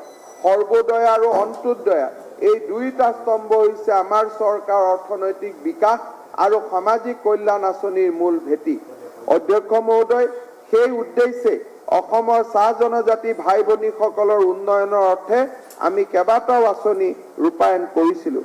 অধ্যক্ষ মহোদয়, মোৰ প্ৰতিখন বাজেটত আমাৰ চাহ জনজাতি আৰু আদিবাসী সম্প্ৰদায়ৰ লোকসকলৰ বাবে কল্যাণমূলক আঁচনিৰ সংখ্যা আমি বৃদ্ধি কৰি আহিছিলোঁ। হাইস্কুল শিক্ষান্ত উচ্চতৰ মাধ্যমিকত উত্তীৰ্ণ হোৱা চাহ জনজাতি আদিবাসী সকলো ছাত্ৰ ছাত্ৰীলৈ চাইমন সিং সৰু জলপানী আঁচনিৰ অধীনত আমাৰ চৰকাৰে 10,000 টকাকৈ এককালীন সাহায্য আগবঢ়াইছে। 2019 বৰ্ষৰ পৰা আজিলৈকে এই আঁচনিৰ পৰা 2051 গৰাকী ছাত্ৰ ছাত্ৰী উপকৃত হৈছে। চাহ জনজাতি আৰু আদিবাসী সম্প্ৰদায়ৰ যুৱক যুৱতীসকলৰ মাজত উদ্যমিতাক উৎসাহিত কৰাৰ উঠে আমাৰ চৰকাৰে যোগ্য যুৱক যুৱতীক ক্ষুদ্ৰ উদ্যোগী কাম কাজত আৰম্ভ কৰাৰ অৰ্থে শ্বহীদ দয়াল দাস পানিকা স্বনিয়োজন আঁচনিৰ অধীনত 25,000 টকাকৈ এককালীন মঞ্জুৰি প্ৰদান কৰিছে। এই আঁচনিৰ অধীনত 2019-20 চনত 11,090 গৰাকী হিতাধিকাৰীয়ে মূলধন লাভ কৰিছে আৰু এই ক্ষেত্ৰত ব্যয় হৈছে 277 কোটি টকা। অধ্যক্ষ মহোদয়, 277.25 লাখ টকা। অধ্যক্ষ মহোদয়, চাহ বাগান এলেকাসমূহত কায়িক আৰু ডিজিটেল যোগাযোগ ব্যৱস্থা এতিয়াও প্ৰধান সমস্যা ৰূপে পৰিগণিত হৈ আছে। এই সমস্যাটো লাঘৱ কৰাৰ অৰ্থে আমাৰ চৰকাৰে 11,858 গৰাকী চাহ শ্ৰমিকলৈ স্মাৰ্ট ফুড প্ৰদান কৰিছে। ৰাজ্যৰ লোক নিৰ্মাণ বিভাগে চাহ বাগানৰ শ্ৰমিক লাইনত 896 কিলোমিটাৰ দৈৰ্ঘ্যৰ পেভাৰ ব্লক ৰোড নিৰ্মাণৰ কাম হাতত লৈছে আৰু 625 কিলোমিটাৰ পথ ইতিমধ্যে সম্পূৰ্ণ হৈ উঠিছে। এই কাম কাজসমূহে চাহ জনজাতি লোকৰ হিতাধিকাৰীসকলৰ পৰা ভূয়সী প্ৰশংসা লাভ কৰিছে। ব্যয় খাদ্য পৰিপুষ্টি আৰু পুষ্টি সাধন যোজনা অন্ন। আমাৰ সচেতন আৰু জ্ঞাত যে চাহ বাগিচা অঞ্চলত পৰিপুষ্টি সম্পৰ্কে উল্লেখযোগ্য তথ্য পোৱা যায়। প্ৰগতিশীল তথা সকলো শ্ৰেণীৰ লোকক সামৰি আমাৰ চৰকাৰে গ্ৰহণ কৰা এখন আঁচনি হৈছে এই অন্ন যোজনা। এই আঁচনিৰ লক্ষ্য হৈছে যে প্ৰতি কিলোগ্ৰাম চাউল 1 টকা মূল্যত আগবঢ়োৱা আৰু পিছলৈ ৰাষ্ট্ৰীয় খাদ্য সুৰক্ষা অধীনৰ আইনত হিতাধিকাৰীসকলক বিনামূলীয়া চাউল যোগান ধৰা। প্ৰথম অৱস্থাত অসম চৰকাৰে চাহ জনজাতি লোকসকলৰ বাবে বিনামূলীয়া চাউল যোগান ধৰিছিল যদিও যোৱা বছৰৰ 1 এপ্ৰিলৰ পৰা অসমৰ সকলো শ্ৰেণীৰ জনসাধাৰণলৈ বিনামূলীয়াকৈ চাউল যোগান ধৰিছে। 58,85,289টা পৰিয়াল উপকৃত হৈছে। অধ্যক্ষ মহোদয়, 58 লাখ ফেমিলি। 58 লাখ ফেমিলি মানে আপুনি যদি এটা ফেমিলিত এভাৰেজ 5জনকৈ সদস্য ধৰে, 3 কোটি জনসাধাৰণৰ ভিতৰত 2.5 কোটি লোকে আজি বিনামূলীয়াকৈ আমাৰ চৰকাৰৰ পৰা মাহৰ চাউল লাভ কৰিছে আৰু ইয়াত আমি বাৰ্ষিক ব্যয় কৰি আহিছোঁ 767 কোটি টকা। অধ্যক্ষ মহোদয়, চাহ বাগিচাৰ গৰ্ভৱতী আৰু অস্থায়ী মহিলাসকলক গৰ্ভধাৰণৰ সময়ত যাতে তেওঁলোকে পুষ্টিকৰ খাদ্য পায় তাৰ বাবে আমি 12,000 টকাৰ এককালীন সাহায্য আগবঢ়াইছিলোঁ। বৰ্তমানলৈকে মোৰ চাহ বাগিচাৰ 47,520 গৰাকী মাতৃয়ে এই আঁচনিৰ অধীনত উপকৃত হৈছে। অধ্যক্ষ মহোদয়, চাহ বাগিচা ধন পুৰস্কাৰ মেলা। অধ্যক্ষ মহোদয়, এই আঁচনিটো আমি আৰম্ভ কৰিছিলোঁ যেতিয়া ডিমনিটাইজেশ্যন হৈছিল, যে বাগানৰ শ্ৰমিকসকলক আমি বেংক একাউণ্ট খুলিম, কিন্তু বেংক একাউণ্ট খুলিলে নহ'ব, তাত আমি তেওঁলোকৰ যাতে একাউণ্টবোৰ চলি থাকে তাৰ বাবে আমি তেওঁলোকক নগদ টকাও আমি তেওঁলোকৰ একাউণ্টত দিম। অধ্যক্ষ মহোদয়, প্ৰথমবাৰ আমি 2,500 টকাকৈ 2টা কিস্তি আমি দিছিলোঁ 382 কোটি টকা। 7.5 লাখ লোক উপকৃত হৈছিল। কেইদিনমান আগতে অধ্যক্ষ মহোদয়, তৃতীয় পৰ্যায়ত এই আঁচনিৰ ধন আমি বঢ়াই 3,000 টকালৈকে লৈ গ'লোঁ আৰু 231 কোটি টকা এই বছৰ আমি মুকলি কৰি দিবলৈ সক্ষম হৈছোঁ। অধ্যক্ষ মহোদয়, মোৰ সপোন আছে যে এই পুঁজি আমি অৰুণোদয়ৰ দৰে মাহত 1000 টকালৈকে নিব লাগিব। অৰ্থাৎ আজি যি 3000 টকা এই বেংক একাউণ্টবিলাকত প্ৰতি মাহে 1000কৈ আমি 12000 টকালৈকে আমি লৈ যাব লাগিব। তেতিয়াহে চাহ শ্ৰমিকসকলে তেওঁলোকৰ দৰমহাৰ উপৰিও পুষ্টিকৰ খাদ্যৰ বাবে এটা নিশ্চিত উপাৰ্জন কৰিব পাৰিব। অধ্যক্ষ মহোদয়, সদনত নিশ্চয় এই কথা কোৱা উচিত হ'ব যে চাহ বাগিচাৰ শ্ৰমিকৰ দৈনিক মজুৰি নিৰ্ধাৰণৰ প্ৰক্ৰিয়াও ইতিমধ্যে চলি আছে। সকলো পক্ষৰ লগত আলোচনা কৰি চাহ শ্ৰমিকৰ দৈনিক মজুৰিও আমি যিকোনো প্ৰকাৰে 20 তাৰিখৰ আগতে চৰকাৰী অধিসূচনা জাৰি কৰি মুখ্যমন্ত্ৰী ডাঙৰীয়াই ইতিমধ্যে কেবিনেটৰ এটা গ্ৰুপ খুলি দিছে। চাহ জনজাতি লোকৰ সংগঠনসমূহৰ লগত তেওঁলোকে আলোচনা কৰিছে, ইয়াৰ অধিকাৰীসকলৰ লগত আলোচনা কৰিছে আৰু 20 তাৰিখৰ আগতে আমি ৱেজ ডিক্লেয়াৰ কৰিম। এই দৃঢ় সংকল্প আমি সদনত আকৌ এবাৰ উপস্থাপন কৰিছোঁ। অধ্যক্ষ মহোদয়, সামাজিক নিৰাপত্তাৰ ক্ষেত্ৰত এই চৰকাৰে অসম্ভৱ কাম কৰিবলৈ সক্ষম হৈছিল। বিধৱাসকলক তৎকালীন সাহায্য হিচাপে 25,000 টকা, ইন্দিৰা মিৰি বিধৱা পেঞ্চন আঁচনিৰ অধীনত সকলো মোৰ বিধৱা আই মাতৃলৈ 250 টকাকৈ ইন্দিৰা মিৰি বিধৱা পেঞ্চন আমি আগবঢ়াইছিলোঁ। 1,70,000 স্বামীহাৰা বিধৱা মহিলাক অধ্যক্ষ মহোদয় আমি সহায় কৰিবলৈ সক্ষম হৈছোঁ আৰু 2020-21 বৰ্ষতে আমি 40 কোটি টকা ইয়াত ব্যয় কৰিছোঁ। দীনদয়াল দিব্যাংগজন পেঞ্চন আঁচনি, অধ্যক্ষ মহোদয়, এনেকুৱা আঁচনি ভাৰতবৰ্ষৰ ক'তো নাছিল যে প্ৰতিজন দিব্যাংগ পৰিয়ালক মাহিলী 1000 টকা। আমি অধ্যক্ষ মহোদয় প্ৰতিশ্ৰুতি দিছিলোঁ আৰু আজি মই গৌৰৱ অনুভৱ কৰোঁ যে 1,60,612 গৰাকী হিতাধিকাৰী দিব্যাংগই আজি মাহত 1000 টকাকৈ প্ৰতি বছৰে লাভ কৰিবলৈ সক্ষম হৈছে। বছৰত 1000 নহয় অধ্যক্ষ মহোদয়, পাৰ মান্থ 1000, 12,000 অধ্যক্ষ মহোদয়। বৃদ্ধ পেঞ্চন, আমাৰ শাস্ত্ৰত অধ্যক্ষ মহোদয় কোৱা হয় অভিবাদন শিলস্য নিত্যম বিধূপ সেবিন সত্তাৰিতস্য বৰ্ধন্ত আয়ুৰ্বিদ্যা য়াশুবলম। যিসকল বিনয়ী আৰু বয়োজ্যেষ্ঠক সদায় সেৱা আগবঢ়ায় তেওঁলোকৰ 4টা বস্তু সদায় নিয়মিতভাৱে বৃদ্ধি পায়: আয়ু, জ্ঞান, যশস্যা আৰু শক্তি। অৰ্থাৎ বৃদ্ধসকলৰ আশীৰ্বাদে আমাৰ জীৱনত ইমান কাম কৰে।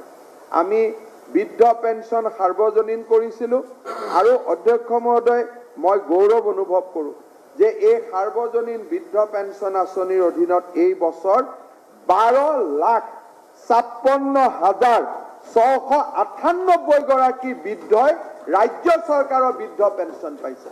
7 লাখ কেন্দ্ৰীয় চৰকাৰৰ পৰা পোৱা ওপৰত আৰু 12 লাখ বৃদ্ধই। আপোনালোকে চিন্তা কৰিব পাৰে, 7 লাখ আছিল, 7 লাখৰ পৰা 2 লাখ বাঢ়ে, 3 লাখ বাঢ়ে, 10 লাখ হয়। আমি 7 লাখৰ পৰা গৈ 19 লাখ লোকক আমি বৃদ্ধ পেঞ্চন আগবঢ়াইছোঁ।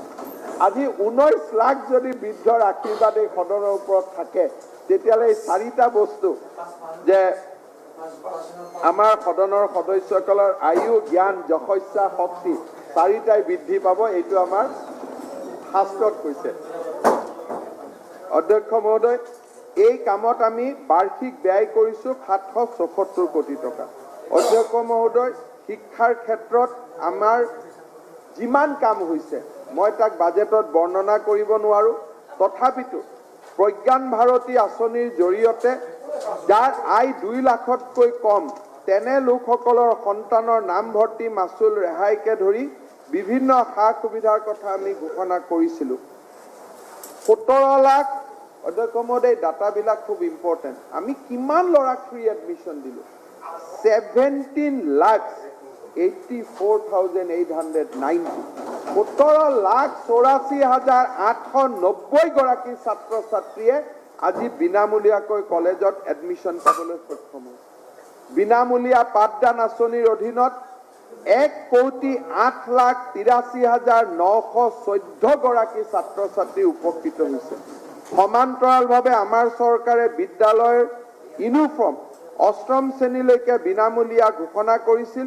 প্ৰতিযোৰ ইউনিফৰ্মৰ বাবদ 700 টকা নিৰ্ধাৰণে এতিয়া এই আঁচনিখন ক্লাছ 10 লৈকে আগবঢ়াই দিয়া হৈছে। 9-10 তাত ইনভলভ কৰা হৈছে। এই বিনামূলীয়া আঁচনিৰ পৰাও 44,32,386 গৰাকী ছাত্ৰ ছাত্ৰী উপকৃত হৈছে। অধ্যক্ষ মহোদয়, আমাৰ যিসকল হোষ্টেলত থাকে তেওঁলোকৰ বাবে 10 মাহৰ মেচ ডিউজ আমি 7,000 টকা দিছিলোঁ।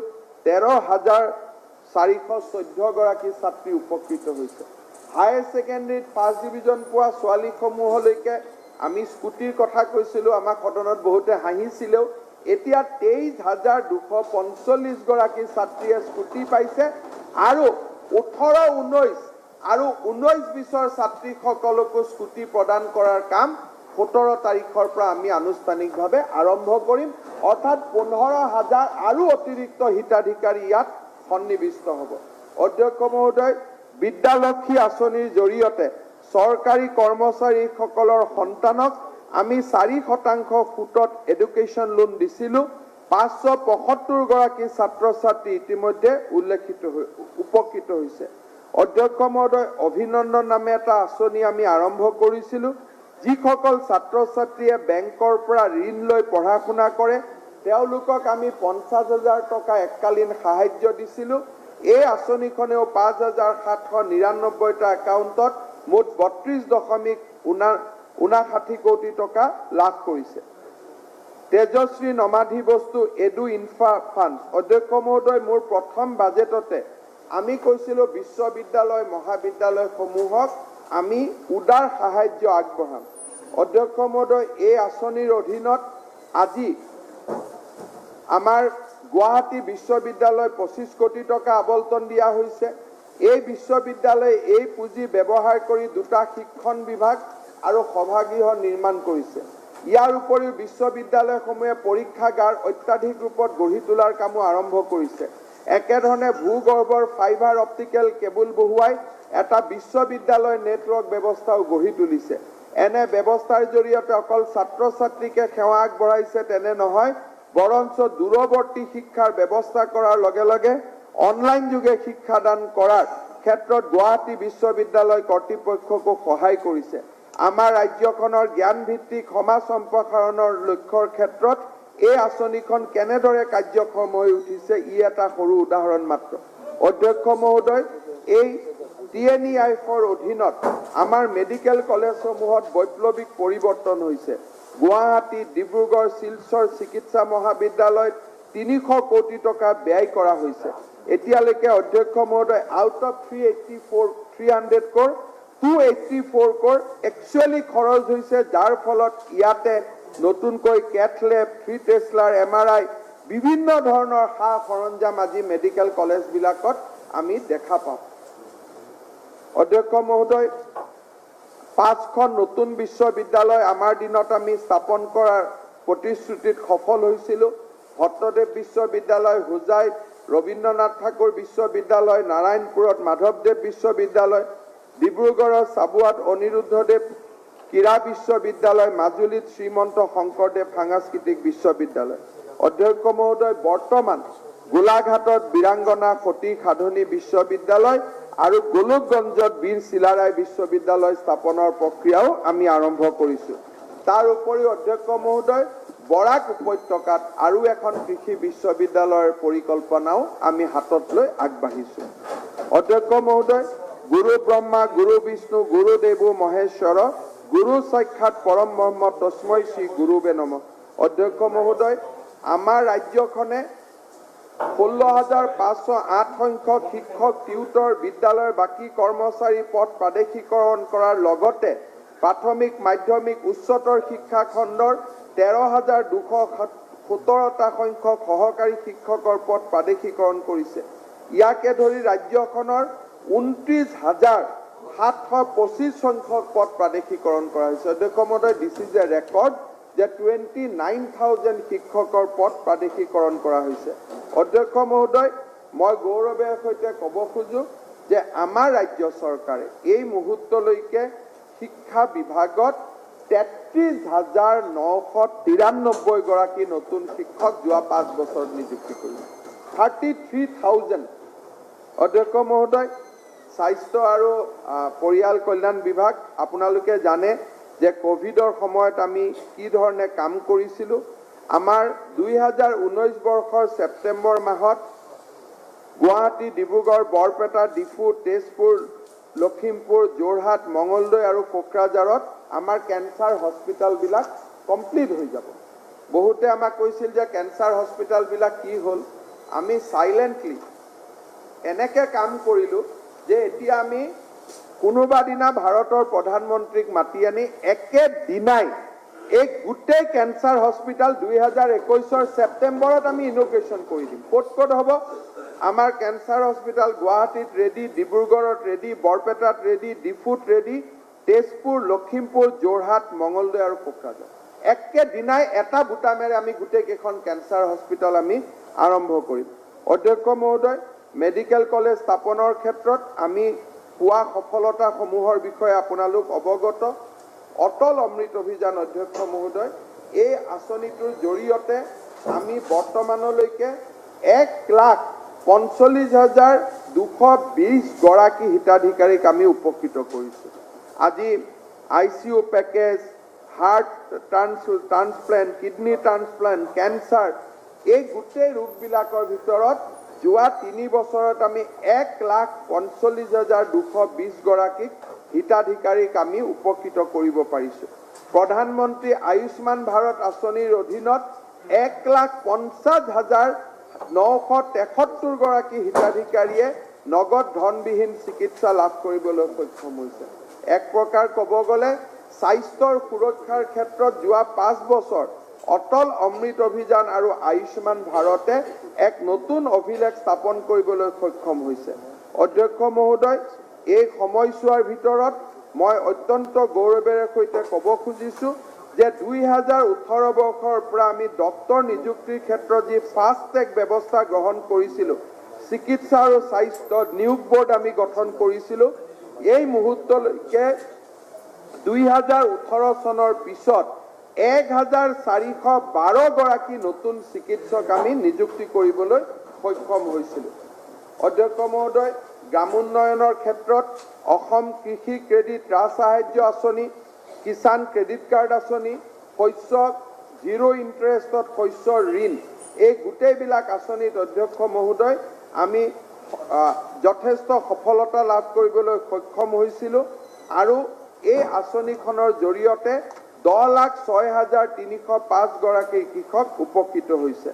অধ্যক্ষ মহোদয়, মুখ্যমন্ত্ৰীৰ সমগ্ৰ গ্ৰাম্য উন্নয়ন যোজনা, এই যোজনাৰ অধীনত আমি 9,135খন আমি ট্ৰেক্টৰ যোগান ধৰিব পাৰিছোঁ। 444খন খেলপথাৰ আমি উন্নতি কৰিব পাৰিছোঁ। ফিচাৰী ক্ষেত্ৰত আমি প্ৰায় 60 লাখ টকা বিতৰণ কৰিছোঁ আৰু আমি কেইবাখনো জাগাত, বিশেষকৈ আমি প্ৰায় 6-7টা স্থানত ডায়েৰী ডেভেলপমেণ্টৰ কাৰণে এই CM স্বনিয়োজন প্ৰকল্পৰ পৰা আমি দ্ৰুত গতিত আমি কাম হাতত ল'ব পাৰিছোঁ। অধ্যক্ষ মহোদয়, আমি স্বয়ম আঁচনি ঘোষণা কৰিছিলোঁ। এই স্বয়ম আঁচনিয়ে ৰাজ্যখনৰ যুৱকসকলৰ পৰা অভূতপূৰ্ব সঁহাৰি পাইছিল। এই মুহূৰ্তলৈকে আমি 1,82,790 গৰাকী হিতাধিকাৰীক আমি 30,000 টকাকৈ মুকলি কৰি দিছোঁ। 443 কোটি টকা আমি মুকলি কৰি দিছোঁ। খুব কম দিনৰ ভিতৰতে তেওঁলোকৰ প্ৰশিক্ষণ সম্পূৰ্ণ হোৱাৰ পিছত আৰু 20,000 টকা তেওঁলোকৰ একাউণ্টত আমি মুকলি কৰি দিম আৰু যিসকলে পোৱা নাই, A গ্ৰেডত আছে, তেওঁলোককো আমি A+লৈকে লৈ গৈ স্বয়ম আঁচনিত অন্তৰ্ভুক্ত কৰিম। বাজেটত ইতিমধ্যে এই ধন আমি সংযোজিত কৰিছোঁ। অধ্যক্ষ মহোদয়, গাঁওবুঢ়াসকললৈকে মোবাইল ফোন, বজালিত নতুন জিলা, ধলা, শদিয়া, বগীবিল দলং মুকলি কৰাৰ ক্ষেত্ৰত ক্ষতিগ্ৰস্ত নাৱৰীয়া, ৰেস্তোৰাঁ ইত্যাদি কৰ্মচাৰীসকলৰ কাৰণে পেকেজ, এই গোটেইবিলাক প্ৰতিশ্ৰুতি অধ্যক্ষ মহোদয় আমি পালন কৰিছিলোঁ। আমাৰ থলুৱা উদ্যোগৰ বাবে MSMEৰ বাবে আমি 578 হেক্টৰ ভূমিত খেতি কৰিবলৈ, বাঁহৰ খেতি কৰিবলৈ 600 13 কোটি টকা আমি ব্যয় কৰিছিলোঁ। বিভিন্ন সম্পদৰ থলুৱা ভৌগোলিক সূচক চিহ্ন, সৰ্থেবাৰী কাঁহ পিতল শিল্প, হস্তশিল্প, অধ্যক্ষ মহোদয় কথাছবি উদ্যোগলৈকে আমি যি কৈছিলোঁ যে চিনেমা হলবিলাক নতুন নিৰ্মাণৰ ক্ষেত্ৰত আমি সহায় কৰিম। ইতিমধ্যে 10টা চিনেমা হললৈ আমি 4.43 কোটি টকাও এই দিশত আগবঢ়াইছোঁ। শিক্ষা বিভাগত গুণোৎসৱ, নতুন শিক্ষা প্ৰতিষ্ঠান, অধ্যক্ষ মহোদয় আমাৰ পাঠ্যপুথিৰ মাচুল ৰেহাই, এই বিভিন্ন ব্যৱস্থাৰ জৰিয়তে আমি ইতিমধ্যে বহুতবোৰ সফলতা লাভ কৰিবলৈ সক্ষম হৈছোঁ। অধ্যক্ষ মহোদয় বিভাগসমূহৰ সফলতাখিনি ইয়াত গোটেই আছে। মই পোনে পোনে যেহেতু আজি আমাৰ শুক্ৰবাৰ, গতিকে মই শেষৰ খণ্ডলৈকে যাব খুজিছোঁ। অৱশ্যে কেইটামান কথা মই ক'ব লাগিব। আমি বাজেটত যি ধৰণে কৈছিলোঁ, চাহ নিগমৰ অৱসৰপ্ৰাপ্ত কৰ্মচাৰী বিত্তীয় সাহায্য, গ্ৰাম্য বেংকক উদগনি, গৃহৰক্ষী বাহিনীৰ লোকসকলৰ মজুৰি বৃদ্ধি। অধ্যক্ষ মহোদয় এইটো এটা বহুত ডাঙৰ কাম আছিল যে এতিয়া হোমগাৰ্ডসকলৰ আমি মজুৰি 300 টকালৈকে আমি বৃদ্ধি কৰিবলৈ সক্ষম হৈছোঁ। অধ্যক্ষ মহোদয় ৰেচনৰ পৰিমাণ আমি বৃদ্ধি কৰিম বুলি কৈছিলোঁ যে আমি পুলিচৰ ৰেচন বৃদ্ধি কৰিম, সেই বৃদ্ধি কৰা হ'ল।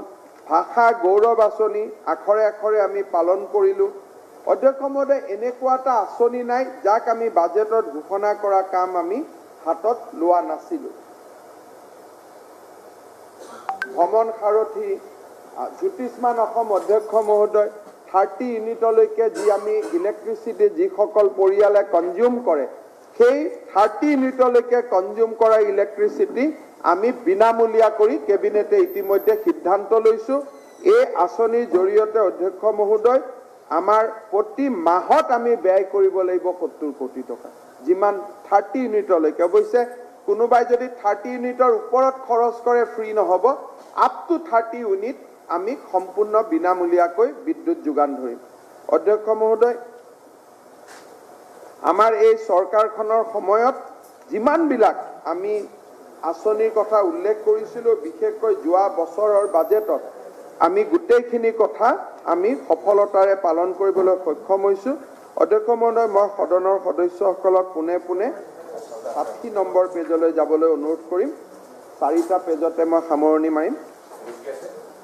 অধ্যক্ষ মহোদয় 60 নম্বৰ পেজৰ শেষ পেৰেগ্ৰাফ কেইটা। অধ্যক্ষ মহোদয় কোভিড-19 মহামাৰী সংকৰণ যেতিয়া তুংগত আছিল, তেতিয়া আমি পেট্ৰল, ডিজেল আৰু সুৰাৰ ওপৰত অতিৰিক্ত উপকৰ আৰোপ কৰিছিলোঁ। এতিয়া এই মহামাৰীৰ প্ৰকোপ বহুখিনি হ্ৰাস পাইছে, ৰোগীৰ সংখ্যা কমিছে, কোভিড-19 ৰোগ পৰীক্ষাৰ ক্ষেত্ৰত প্ৰয়োজনীয়তাও হ্ৰাস পাইছে। সেই স্বাস্থ্য খণ্ডৰ ওপৰত হোৱা ব্যয় যথেষ্ট হ্ৰাস পাইছে। ৰাজ্যিক কেবিনেটে কোভিড-19ৰ সময়ছোৱাত আৰোপ কৰা অতিৰিক্ত উপকৰ আৰু কৰসমূহ অধ্যক্ষ মহোদয় উঠাই দিবলৈ সিদ্ধান্ত লৈছে। এই পবিত্ৰ সদনক মই মনত পেলাই দিব খোজো যে অতিৰিক্ত উপকৰ আৰোপ কৰাৰ ফলত প্ৰতি লিটাৰ পেট্ৰল আৰু ডিজেলৰ সৰ্বোচ্চ মূল্য 5 টকাকৈ আমি খুচুৰা মূল্য আমি 5 টকাকৈ বৃদ্ধি কৰিছিলোঁ। মহোদয় এই অতিৰিক্ত উপকৰ উঠাই দিবলৈ মই আগবঢ়োৱা প্ৰস্তাৱত ইতিমধ্যে আজি কেবিনেটে অনুমোদন দিছে আৰু আজি মাজনিশাৰ পৰা with affected from 12 PM tonight petrol আৰু ডিজেলত 5 টকাকৈ দাম কমি যাব। অধ্যক্ষ মহোদয় ইয়াৰ ফলত এটা আমি ডাঙৰ কীৰ্তিস্তম্ভ স্থাপন কৰিবলৈ সক্ষম হ'ম। অসমত পেট্ৰলৰ দাম ভাৰতৰ ভিতৰতে সৰ্বনিম্ন হ'ব এক্সেপ্ট গুজৰাট, অৰ্থাৎ গুজৰাট লোৱেষ্টৰ ভিতৰৰ পৰা ফাৰ্ষ্ট আৰু আমি ছেকেণ্ড হ'ম ইন কেছ অফ পেট্ৰল। তাৰমানে অসমতে আটাইতকৈ আমি ক'ব পাৰোঁ যে গুজৰাট আৰু আমাৰ ডিফাৰেঞ্চটো 10 পইচা নে 5 পইচা মই মিলাব কম্পিট কৰিব নোখোজিলোঁ, কিন্তু মোটামুটি অসমতে এতিয়া আটাইতকৈ পেট্ৰলৰ দাম দেশৰ ভিতৰতে কম হ'ব। ডিজেলতো হাৰিয়ানা, হিমাচল, ইউপিৰ পিছতে আমাৰ নম্বৰ আহিব, অৰ্থাৎ আমি একেবাৰে এতিয়া তলত আহি গ'লোঁ। প্ৰত্যেক মাহত ইয়াৰ ফলত আমাৰ 80 কোটি টকা লছ হ'ব, বছৰত আমাৰ প্ৰায় 1100 কোটি টকা আমাৰ ক্ষতি হ'ব।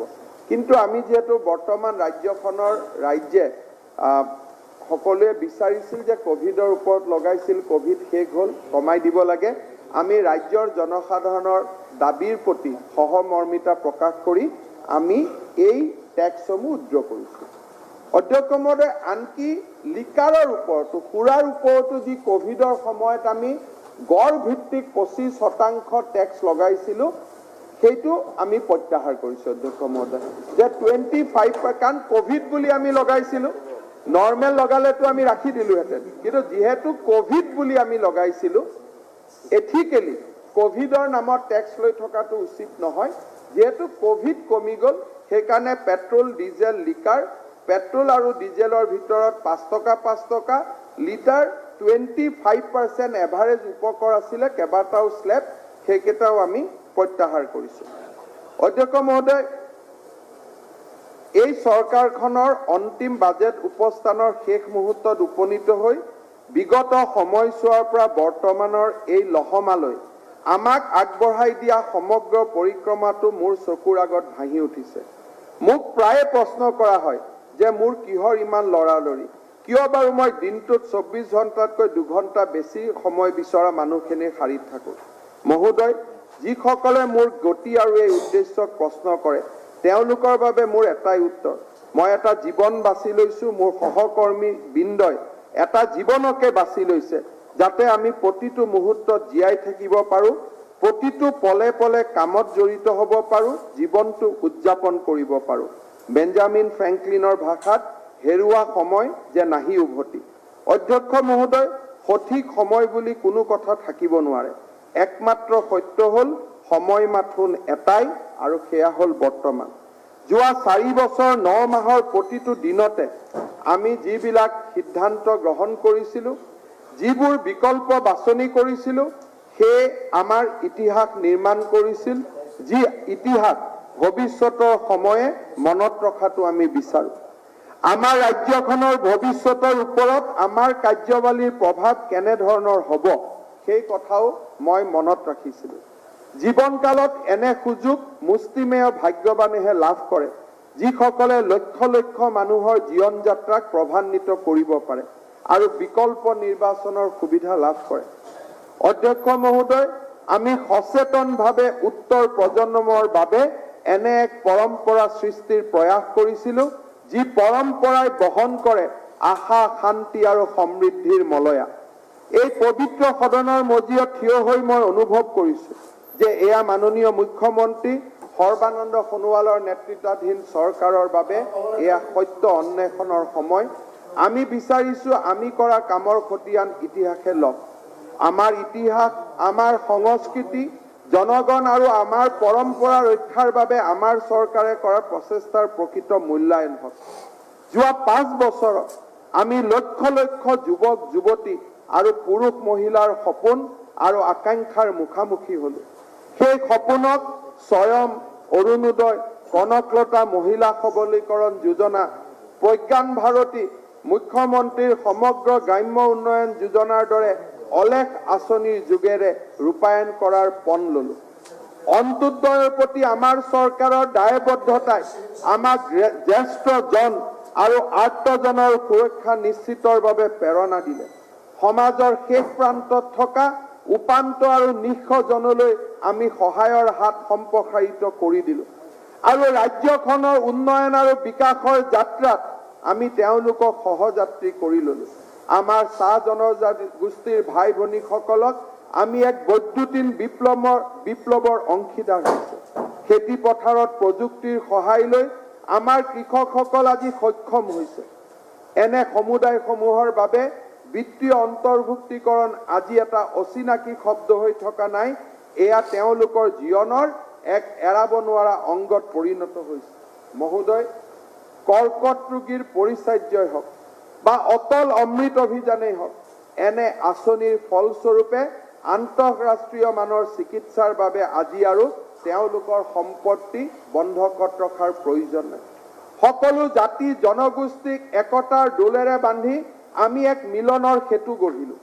বড়ো চুক্তি সম্প্ৰদান আৰু ৰূপায়ণ, স্বায়ত্তশাসিত পৰিষদলৈ সঁচা অৰ্থত ক্ষমতাৰ বিকেন্দ্ৰীকৰণ, ষষ্ঠ অনুসূচীৰ সংস্কাৰ আদি আমাৰ চৰকাৰৰ দিনত প্ৰাণ পাই উঠিলে। অধ্যক্ষ মহোদয়, ইতিহাসে মূল্যাংকন কৰিব এই চৰকাৰখনৰ দিনত সাম্প্ৰদায়িক অস্থিৰতা সৃষ্টিৰ এটা ঘটনাও যোৱা 5 বছৰৰ ৰাজ্যখনত অসমৰ জনগণ আৰু অসমৰ প্ৰশাসনত জড়িত লোকসকলৰ বাবে ইয়াতকৈ সন্মানৰ কথা আৰু একো হ'ব নোৱাৰে। অধ্যক্ষ মহোদয়, যিসকলে সংখ্যালঘু সম্প্ৰদায়ৰ কথা কয় তেওঁলোকৰ দিনত হোৱা সাম্প্ৰদায়িক সংঘৰ্ষ, সাম্প্ৰদায়িক অশান্তিৰ পৰিৱৰ্তে এই চৰকাৰে সাম্প্ৰদায়িক সংঘৰ্ষৰ বিপৰীতে সাম্প্ৰদায়িক সম্পৰ্ক সম্প্ৰীতিৰ মহামিলনৰ এক মহান সাঁকো জাতীয় জীৱনৰ বাবে এৰি থৈ গ'ল। মাননীয় অধ্যক্ষ মহোদয়, মই কোনো ভৱিষ্যত দ্ৰষ্টা নহয়। ভৱিষ্যতৰ বুকুত কি লুকাই আছে সেয়া মই দেখা নাই। মই অতীত স্মৃতিৰ কুঞ্জ কুটিৰতো বাস কৰিব বিচৰা নাই। আমি আৰু আমাৰ চৰকাৰখনে বৰ্তমানত বাস কৰিব খুজিছো আৰু সেই সময়ৰ প্ৰতিটো সুযোগ, প্ৰতিটো পল, প্ৰতিটো ক্ষণ ৰাজ্যৰ বিকাশৰ কামত আমি ব্যৱহাৰ কৰিছো। আমি কৰ্মৰ দ্বাৰা অনুপ্ৰাণিত হৈছো। আমি পিছ পৰি থাকিব খোজা নাছিলো আৰু আমি পৰাজিতও হ'ব খোজা নাছিলো। নিয়তিয়ে বহুদিন ধৰি আমাৰ নিজৰ ধৰণে নিয়ন্ত্ৰিত কৰিছে। কৰ্মকে আমি ধৰ্ম বুলি লৈছো। প্ৰতিটো পল অনুপল আমি জনতাৰ সেৱাত ব্যয় কৰিব খুজিছো, যি জনতা আমাৰ বাবে চিৰপূজ্য। তাৰ বাবে আমি আমাৰ সমস্ত শক্তি প্ৰয়োগ কৰিছো। ৰাজ্যখনৰ আশা আৰু সপোনৰ কাম্যভূমি ৰূপে গঢ়ি তুলিবলৈ আমি হাতে হাত ধৰি কাম কৰিছো। আমাৰ কামৰ দ্বাৰা আমি অনুশোচনাটো দগ্ধ হ'ব নালাগে।